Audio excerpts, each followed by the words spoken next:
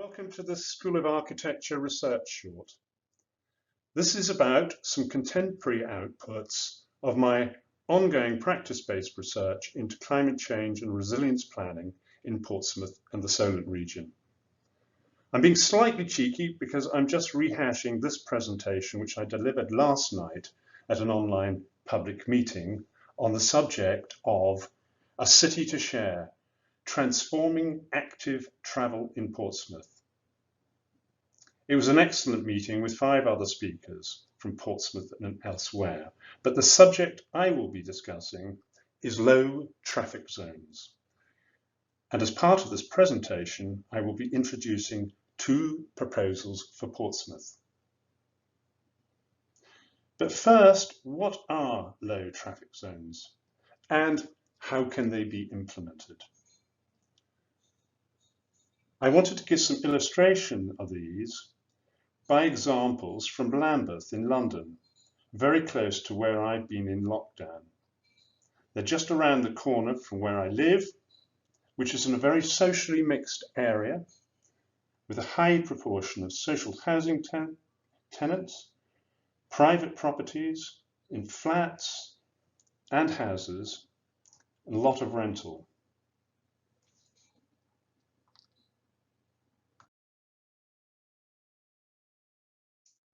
This is the truly delightful Bonnington Square, photographed 2 days ago. It's in South London, just south of Tate Britain. So if you're ever in the vicinity, do have a look. It's very worth visiting also because the building with the shutters on the right-hand side is a fabulous little delicatessen and coffee shop that serves the best coffee for miles around. So while you're enjoying the wonderful landscape, something to do. But this scheme was initiated in 1994 and designed by a residents committee and architect, and then supported by the council. Extensive planting commenced with a road closure and one-way traffic scheme.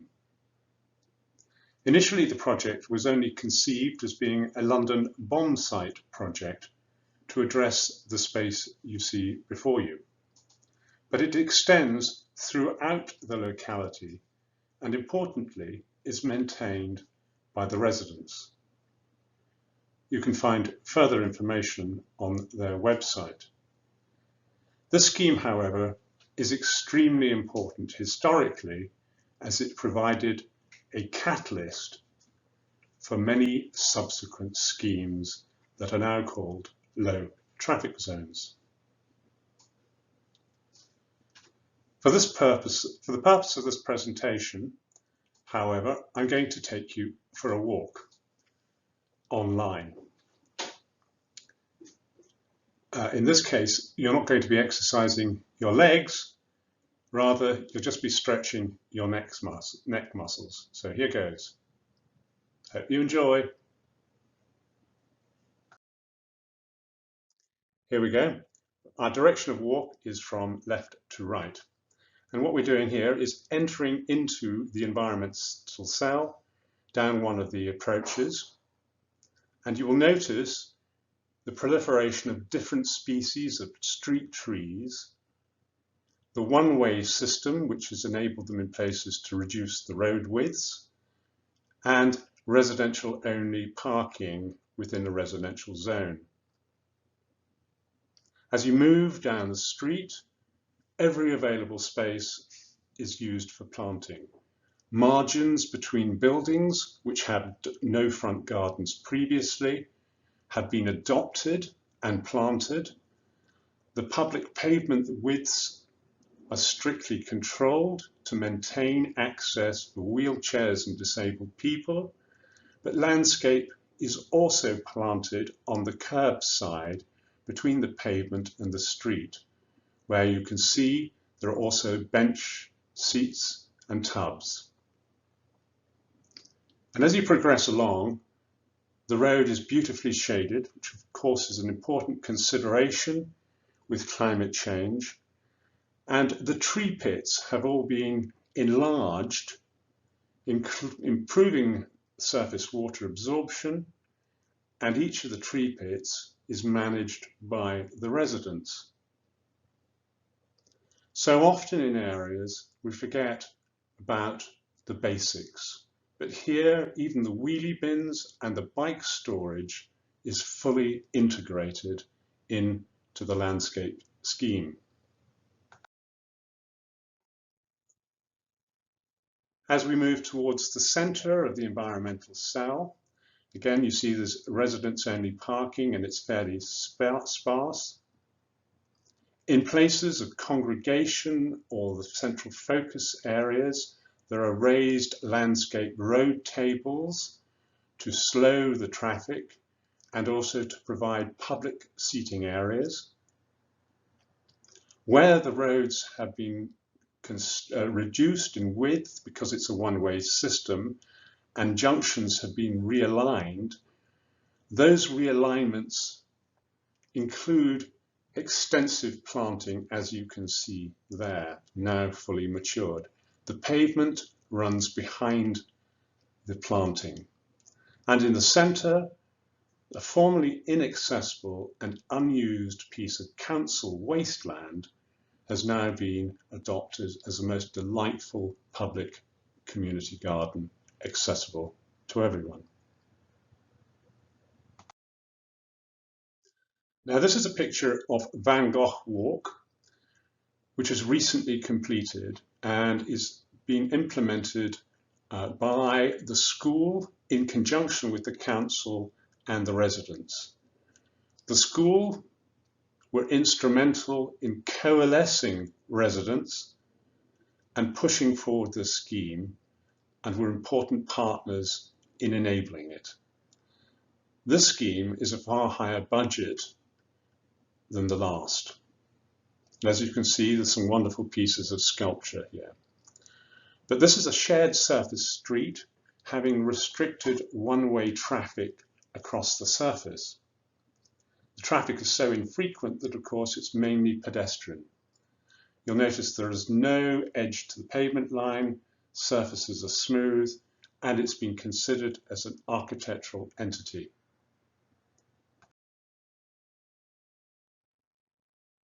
During COVID-19, there have been various implementations of low traffic zones occurring. And these have been done very simply using simple street furniture. You can see in these examples, all they require are new signage with street blocks which are low cost, landscape infilled and relocatable. So if these exercises don't work, they can be moved. Many of the systems are one-way or introducing one-way systems to constrain the traffic and reduce flows. And you can see in some places with wider roads, they're using multiple street blocks to provide the necessary constraints. It's important to remember that this is about incrementalism.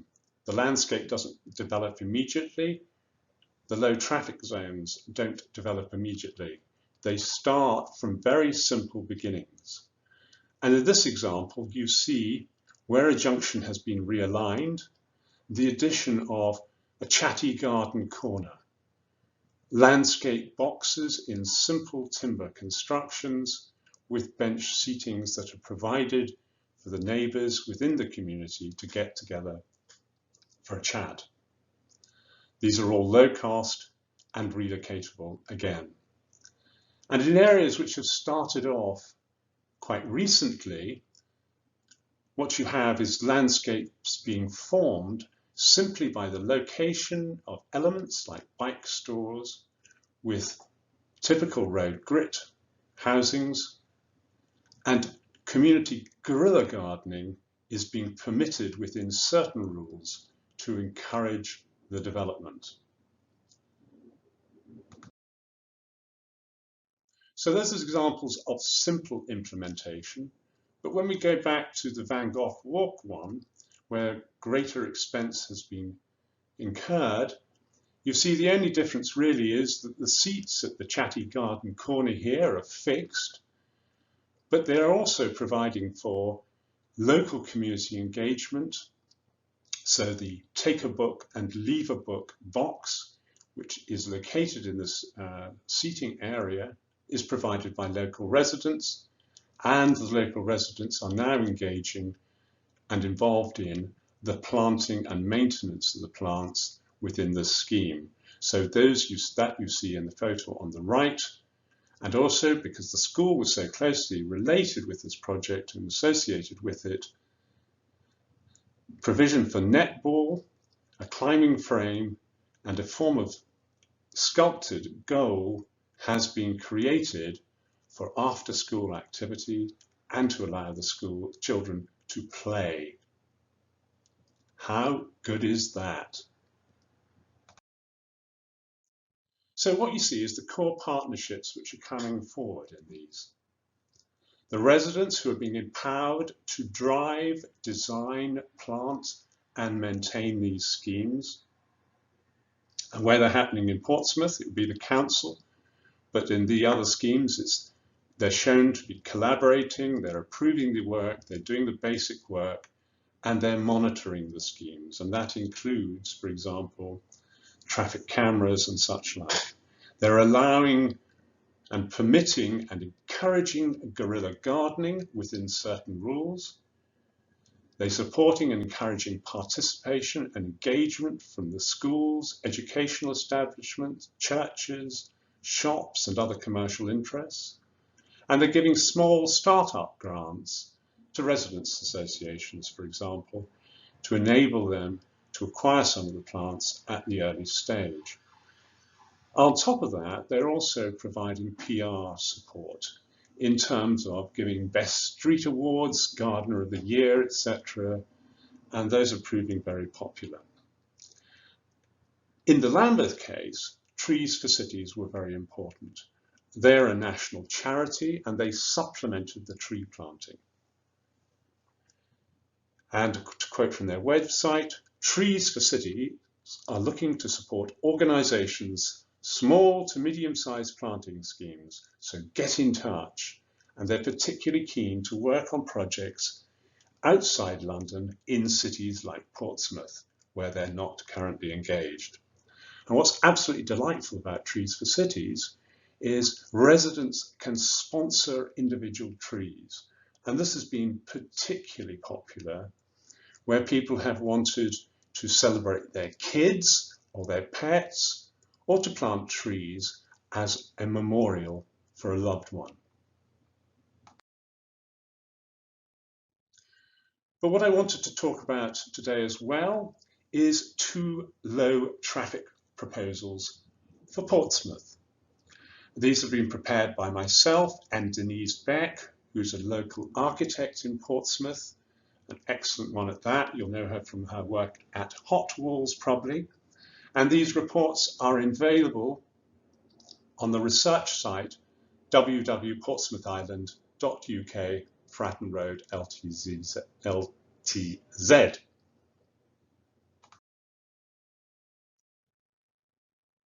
The Fratton Road low traffic zone sits in the very heart of Portsmouth.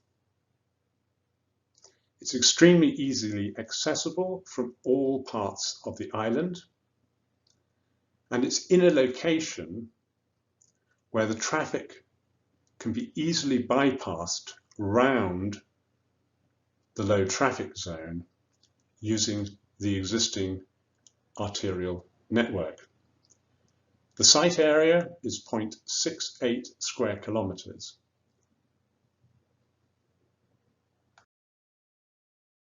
The low traffic zone as a single entity is comprised of various environmental cells. Each one is fully accessible to vehicles. It must be, of course, for service vehicles, but also for cars, for disabled people, and also, importantly, walking and bicycle. But there are no rat runs. and one-way systems are largely expected to be output within each individual cell. This releases significant street space, and it enables environmental, landscape, public realm, health and well-being improvements to be undertaken at a neighbourhood level. The final form and shape of the cells is reasonably flexible and can adjust to how each neighbourhood perceives themselves. The Fratton Road low traffic zone is focused on Fratton Road, the section essentially running between St Mary's Church and close to Fratton Station. The core civic and commercial activities here are better sustained, as we have learned through COVID-19, by improved public realm. So here on Fratton Road, public transport, motability cars, pedestrian, bikes and night servicing is provided by a single carriage road with parking places. And you see that on the illustration in the bottom right. Roads currently entering onto Fratton Road are closed, releasing space for external sitting and eating areas. Pavements can be widened on both sides, bike lanes provided, and a single carriage traffic lane is inserted in the middle with passing places for buses and disability vehicles.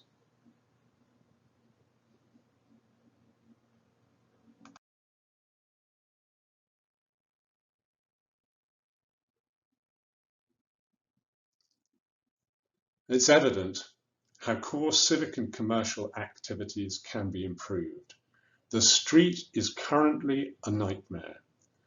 And from a section analysis, we can see how much more can be made of this space to benefit everyone and the environment.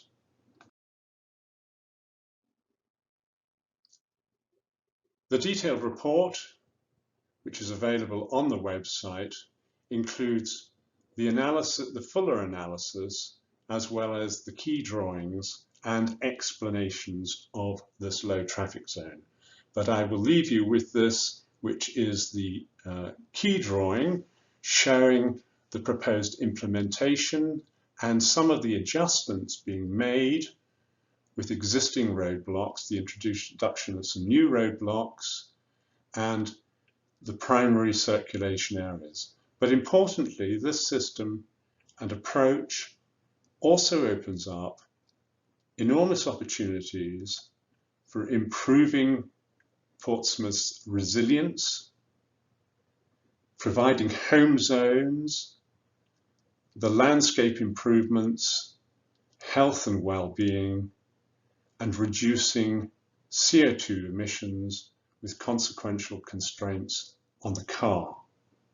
This is not closing streets. This is opening streets for people. The second proposal is for Palmerston Road, part of which was pedestrianised previously, but this extends the whole length of the street, and it can be easily implemented with three roadblocks, two to the east and one to the west, and single lane traffic from the north to the south.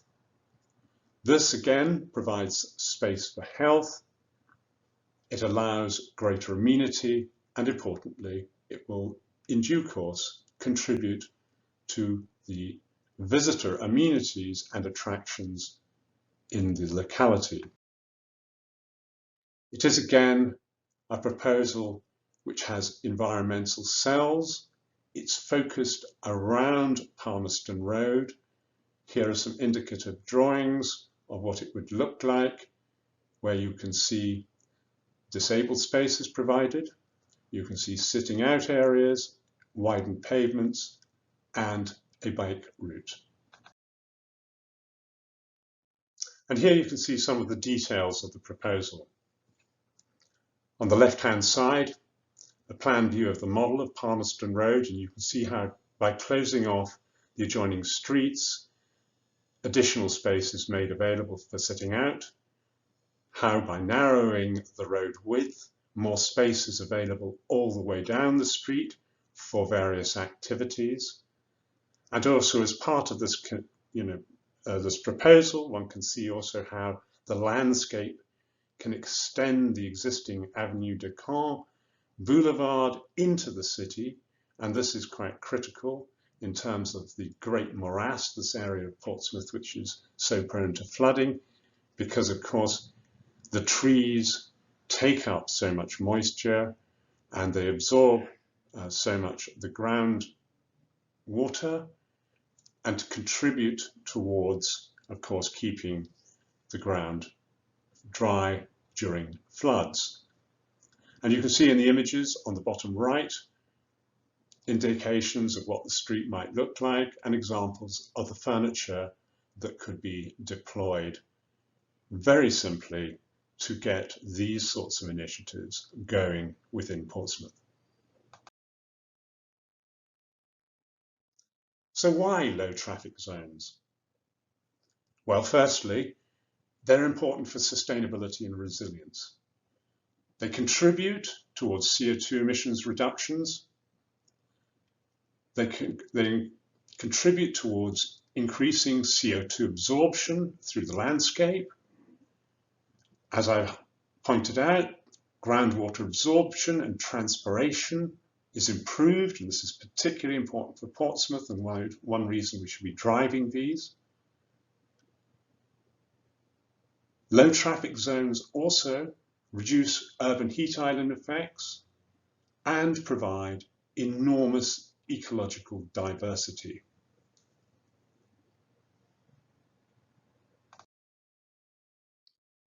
Equally important is what they can contribute to health and well-being. Active travel improves health. We know this. Cars don't. Acoustic, particulate, and nitrous oxide pollution can be absorbed in landscape and reduced by less traffic. Low traffic zones can improve the opportunity for social distancing, and this is something we need to be considering and sustaining going forward. And what we also know is it makes streets safer for all. Far fewer road deaths and injuries. This advantages pedestrians, cyclists, and the disabled of all ages. It's fully inclusive for those who do own cars and those who don't own cars. And when it comes to children's play, nothing really can be better. Thirdly, low traffic zones can immeasurably improve the quality of life. The public realm and environment can be absolutely transformed, as I hope I've shown. Amenity is enhanced for children's play, for congregation, and a reduction in traffic may even mean you are once again able to speak with and hear your neighbour on the other side of the road.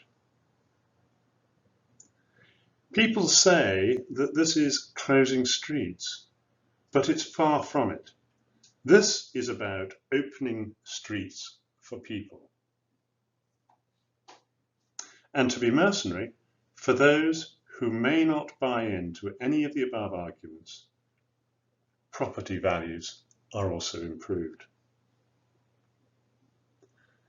Importantly, since the 27th of May, during the COVID crisis, low traffic zones became officially adopted by the UK government, and their implementation is permitted without prior consultation on a trial and test basis.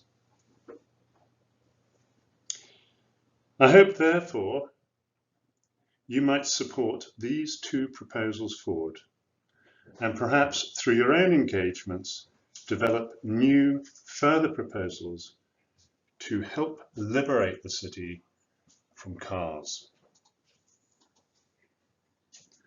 Architects are needed to articulate the shape of local residents' visions.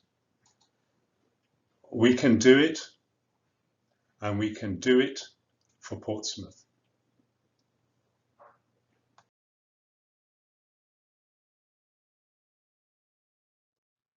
I was asked last night